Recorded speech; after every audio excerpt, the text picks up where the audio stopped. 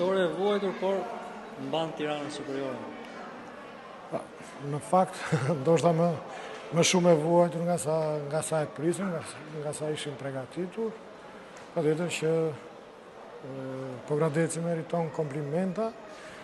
Nuk është se ishte një ndeshje e bukur apo e mirë për të parë, patjetër që meritën për të lënë shumë për të dëshiruar, por që siç e thatë edhe ju në fund ka rëndësi rezultati.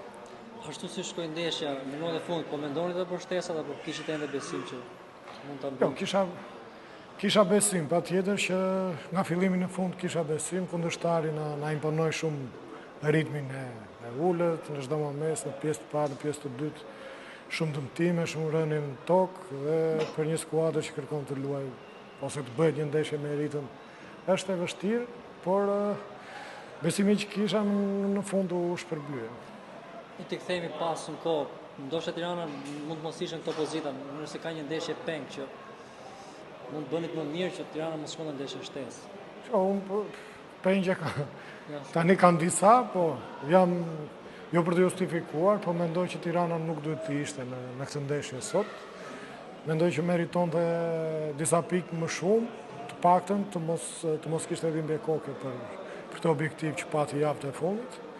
Megjithatë, ndonjëherë në futboll, jo ndonjëherë, por shumë herë në fund duhet të thuash që arriti atë që meritove dhe ne nuk duhet të justifikojmë asgjë.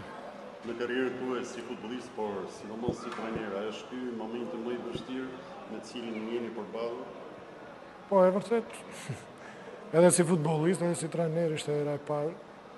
Por si trajner, ky është profesioni jon, duhet të provosh, duhet të sakrifikosh.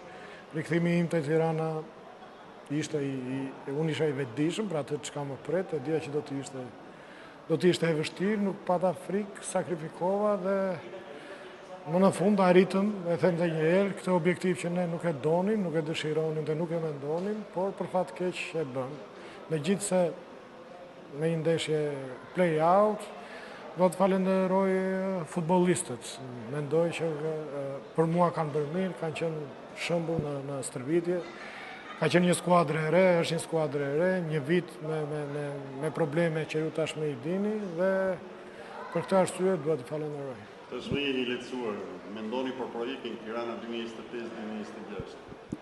E rëndësishme ishte ky lehtësimi, objektivi dhe kemi kohë, unë kam një vit kontratë me ekipin e Tiranës, por në futboll nuk është se të mban kontrata.